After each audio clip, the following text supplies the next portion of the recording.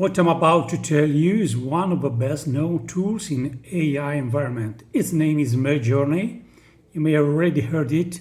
Midjourney was founded in San Francisco, California by David Holtz. Midjourney is an image generation platform and is currently only accessible through a Discord bot.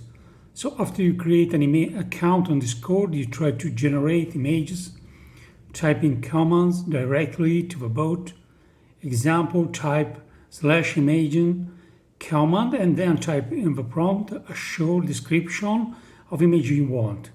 You can specify an image URL or specify an image you uploaded on the server as part of a prompt to influence a job's composition, styles and colors. In the prompt, you can also specify a series of params that will influence the creation. To set the aspect ratio or the quality of image.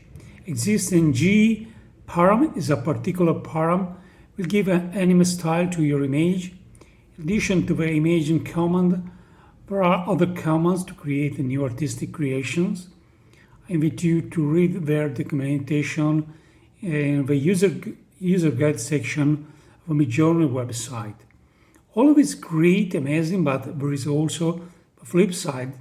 Some artists are raising an issue claiming that these tools have violated the rights of the artists by training these tools with images taken from web without the consent of the original artist. And what do you think about this?